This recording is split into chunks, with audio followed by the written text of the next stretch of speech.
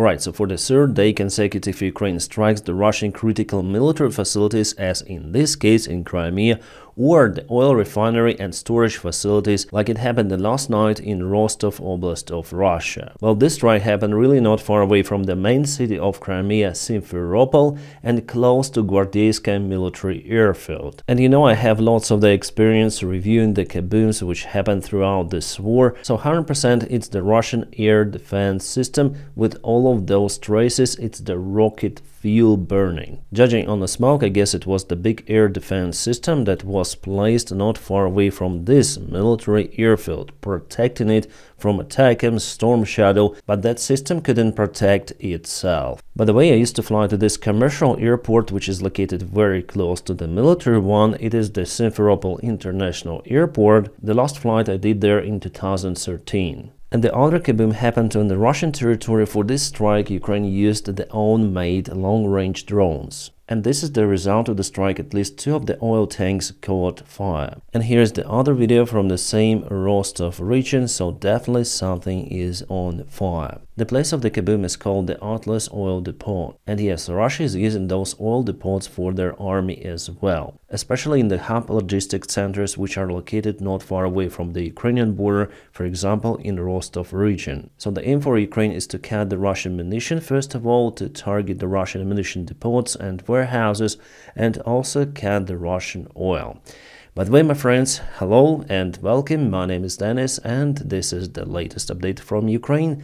Let's go. Alright, from the front lines, Russians lost a very powerful radar system. It's called Zoopark. It is capable to provide the interference to cease the drone operation and also able to detect the enemy targets in the air. But it was moving somewhere, and just before it started its operation, the Ukrainian FPV drones hit this very expensive target. The price of the unit is nearly 25 million United States dollars. Russia has just few of those Zoopark systems. Yes, they are still capable to produce the systems, but they do it very rarely. It's the tremendous success because Ukraine wasted just a single FPV for this strike. And just compare, the FPV drone cost $1,000, something like that, and this system, yes, it's uncomparable really. It means that the FPV technology really rules in the Russian-Ukrainian war. My friends, by the way, if you want to support the job that I do here on YouTube, you may also follow me on Patreon.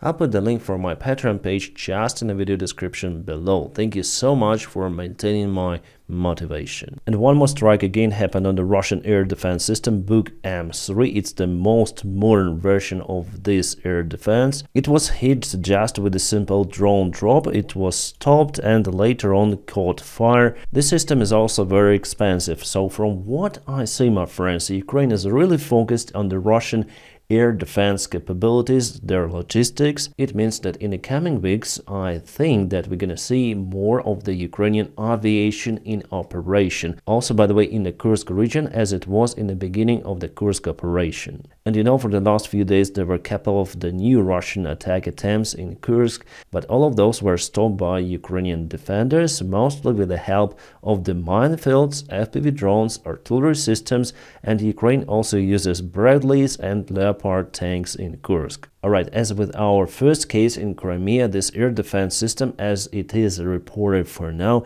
is S-400. Again, the information is not yet confirmed by the photos from the close perspective or satellite images, but after all, as you can see, it's the big kaboom, so it could be just a big air defense like S-300 or S-400. You know what, Russia also launches their drones on Ukrainian territory, and Russia has many more of those, but Ukrainian air defense is more capable compared to the Russian one, and basically Ukrainian territory is much smaller, so Ukraine is capable to concentrate the air defense at the most critical points to shut down the Russian drones. And by the way, Russia also launched the cruise missiles on 28th of November. Well, after all, Russia was capable to hit some of the Ukrainian power stations, the energy infrastructure. That's why there are some of the blackouts in Ukraine.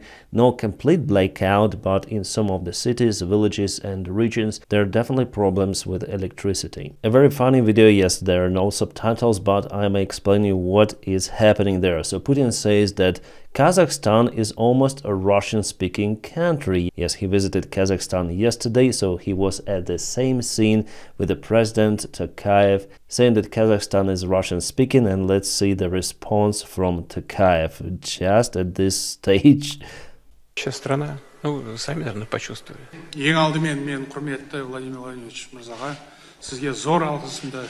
Immediately, Kazakh president started to speak Kazakh language, and Putin had to put a translator on his ear because he doesn't know Kazakh. Kazakh is the Turk language, the part of the Turk family. And obviously, it's very different compared to the Russian one. Alright, what else Putin said during his visit to Kazakhstan? Yes, I took this picture from internet just as a reference. Well, he mentioned Oreshnik once again, and he said that Russia is going to use it against Ukrainian decision-making points. So it seems like Ukrainian main politicians like president, vice president, prime minister, or even Ukrainian parliament, maybe military command, well, we'll see. He also mentioned that if Oreshnik is not equipped with nuclear warheads, still it's very devastative, and devastation is compared to the nuclear bomb. Well, judging on what we saw in Dnipro, it's not like that. Well, he stated that those dummy warheads in Oreshnik were flying very fast towards the ground, and the temperature of those dummies was equal to the temperature on the sun. Okay, so those dummies fell somewhere with this high temperature, but what's the devastation? Like, yes, they may bring some of the damage, but it's not significant. For example, the Iskander ballistic missiles with much shorter range, they do have the TNT warhead with the shrapnel, so they may cause more devastation compared to the Russian Oreshnik. But you know, after the strike for Putin, Oreshnik is everywhere. It's the modern wonder warfare which Russia tries to use to first of all frighten the world, frighten the West, and sometimes they even successful if we see the reaction of some of the politicians and influencers on Twitter, and not only. But still, the main part of the political elite understood the bluffing of Putin. They do not believe him, and that's why he again tries to scream about his Oreshnik everywhere. Well, the situation for Putin looks kind of terrible with his threats. That's why he may try to use the same missile, Oreshnik, once again, maybe even in Kiev, targeting, for example, parliament building. It's like the option for him to not use nukes, but to show that he is serious. But even after that, Ukraine will not stop resisting. I would tell you more. Even if Putin someday would use some sort of the nuclear missile, Ukraine will continue to defend itself. Strategically speaking, there is no any point in Ukraine where you can harm using nukes and completely seize the resistance of Ukraine.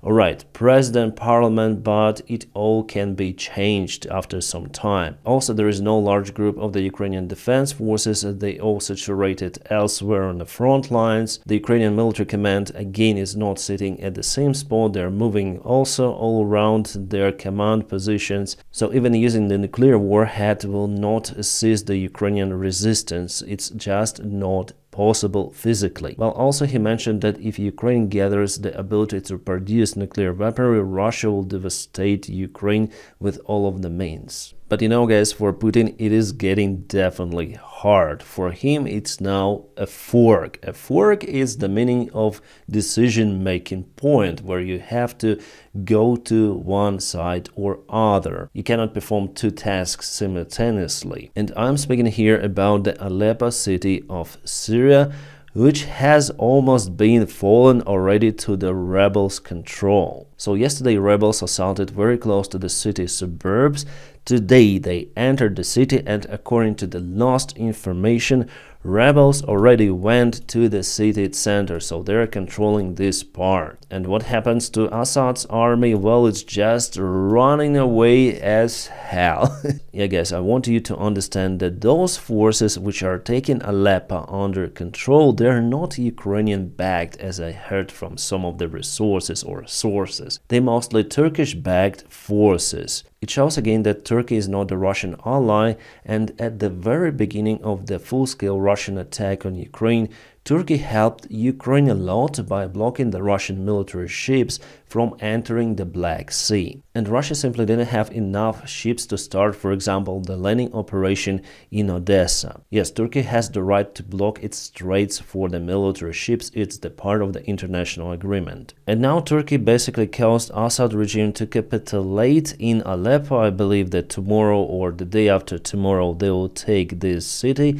They also advanced to the south over here, so in many of the points. So Assad regime is now panicking. Assad himself went to Moscow. He went there, then the Russian president was in Kazakhstan, so probably he is waiting for Putin there. So Putin now has a decision-making fork, as I told you, to help Assad with his forces or to continue to get the ground in Ukraine. But I think that Ukraine became like a life goal of Putin, so he will continue to send his forces in Ukraine, and he will not be able to help his friend Assad, who will little by little but lose his power in Syria. Well, Assad may also ask Iran to help him, but Iran is helping to many of its proxies to fight against Israeli army, for example, in Lebanon. So for now it also has the limited resources, and Assad is in trouble together with Putin, by the way, because Russia also wasted lots of the resources, lots of the lives of their soldiers. Well, Russians really do not care about the life loss, but about resources they do care. Syria became the point of the Russian influence in the Middle East. It actually was the point of influence of the Soviet Union, so Russia didn't want to lose it, but after all, Russia will have to. We also know that Russia went to Africa with its influence, also with the Wagner army, where France actually lost control, so maybe France also might join this campaign to kick out Assad from Syria, so Assad will be forced to go and live in Russia. So definitely it's the huge loss for the Syrian dictator. He didn't expect this attack 100%. So where the Russian FSB is, why they didn't warn their dictator friend?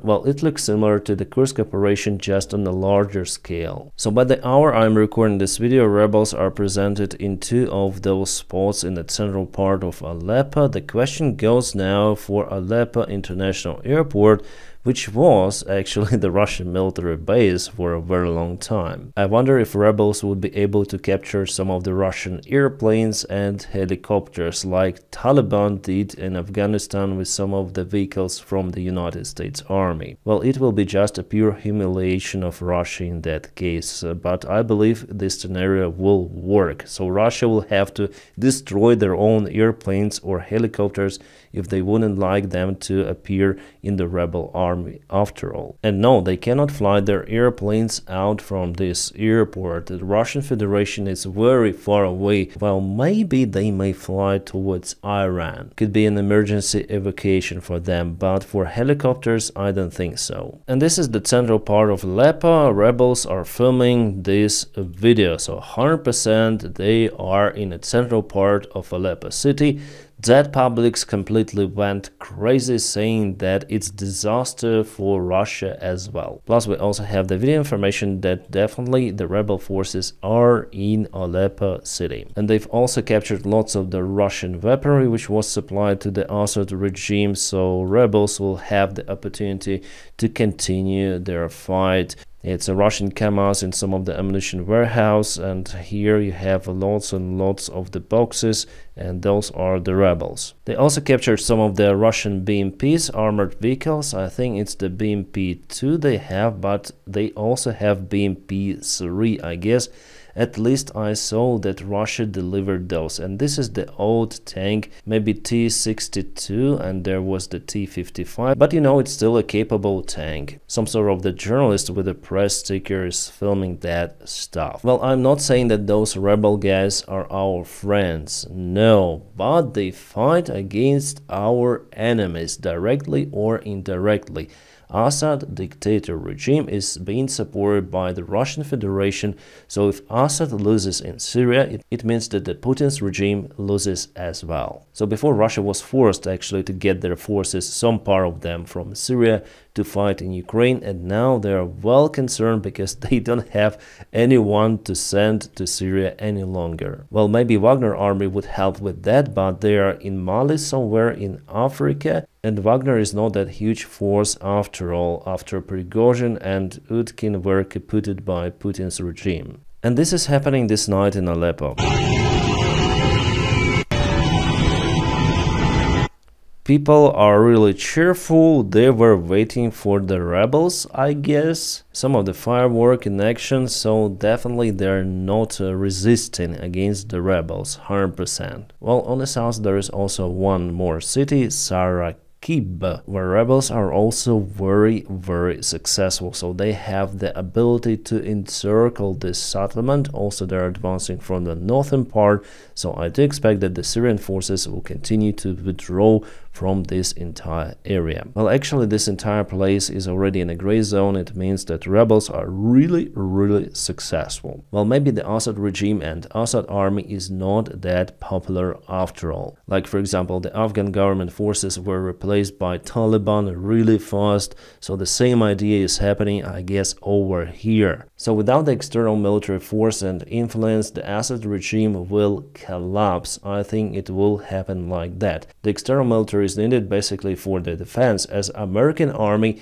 did in Afghanistan, defending the cities, organizing everyone like local army. So in parallel with withdrawing American troops, Taliban took control over everything. And here Putin is damn busy in Ukraine. He has no abilities to protect Assad. So with this fork decision, Putin will either lose Syria or he will lose Ukraine. I believe that he will choose Syria to lose. And now the question is whether Russia will lose its influence in Georgia, because the pro-Russian party there decided to cancel all of the European initiatives for Georgia, and that is why some of the riots sparked in Tbilisi, the capital city. So after the war in Georgia in 2008, which lasted for 1 week as far as I remember, Georgia signed not a good peace deal with Russia, and after all, Russia put their own puppet government there, which now cancels the democratic development of the country. Many people there do not like that and they protest, but again, many people at the same time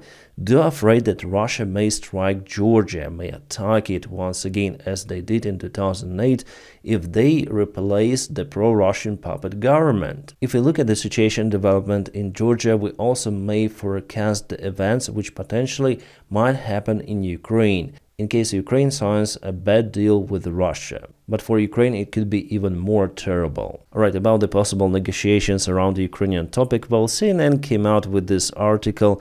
I wouldn't trust it, honestly. They say that Trump's Ukraine envoy has a plan to end the war that Putin may revel in. Well, the idea again is to push Ukraine for negotiations, to tell Zelensky and the Ukrainian government that we're not gonna give you weapons any longer until it starts negotiations with Russia. On the other hand, they say that they will supply more weapons to Ukraine in case Putin would not like to negotiate. Well, realistically, as I see it, they may push only one side, and it's Ukrainian, so Zelensky will probably start some sort of the negotiations with Russia. But Putin will not, and after all, I think United States will be forced, if this plan works, to supply Ukraine with more ammunition, more weaponry, but even that will not stop the war, because Russia potentially has millions of the army men which Putin may take with new mobilization. They still produce weaponry. North Korea supplies them with more ammunition. So those guys do not answer the main question, what will happen in case Putin would not like to negotiate and will not stop the war in Ukraine, even if Trump supplies Ukraine with more ammunition. From what I see, Trump has just a tactical plan, not a strategic one. From a strategic point of view, I don't see the real outcome of this war. It could be a very long-lasting conflict, as it happened, for example, in Syria. But actually, there are two of the way outs of how to finish the war in Ukraine very fast. First, to let Ukrainian control territories to NATO. Or the other variant is to do everything for Russian regime and Russia itself to collapse their economy. For that, you need to confiscate all of the Russian assets, send them to support the Ukrainian military, apply the strongest, hardest sanctions in the world on Russia and the companies abroad that continue to work with Russia. Only that is how you make put the Russian economy to totally isolate it from the outside world. I understand that it's hard, that some of the countries still would like to purchase the Russian gas and oil, but the democratic world should do it. Otherwise, Russia may reach its goal in Ukraine. And now to the military map review. Yes, Russia moves on the eastern front lines. It was yesterday. Let's zoom into the place. It is today. Russia still has the advantage over Ukrainian army. By the way, we have the information that North Korea sent more of its equipment to the Russian army, so they'll have some of the new ballistic missiles and artillery systems. And also Russia continued to move towards Pokrovsk. It is understandable already that they want to proceed from at least two of the directions, from Shevchenko direction and from Promen. In Kharkiv direction, we see the vast expansion of the gray area, so Ukraine withdraws the forces from this side, so Russia will occupy this entire place, and also Russians went into Kharkiv. As I say to you, this week we'll see this picture, that the vast part of the settlement will be occupied. But at the same time, Russia has the record losses, so for the last day they lost 2,000 troops, killed and wounded in all of the directions. And the Russian soldiers continued to complain about the terrible conditions they were thrown in, and also the weather deteriorated significantly, so the environment there is very cold, wet, dirty. It's the worst time to fight actually. The December month is very wet in Ukraine. In January it's getting more colder, so the ground is more solid, but November, December are really nasty months in Ukraine. If you take, for example, the Second World War, usually by this time the main attacks stopped. There were some of the local attacks, but it seems like Russia decided to use its forces in the mid-waves even during these nasty weather conditions. Ukraine has decided to change the commander of the ground forces. Now it will be Mihailo Drapati, who is very ambitious, young and competent. So I expect the positive news in Ukrainian army under his command.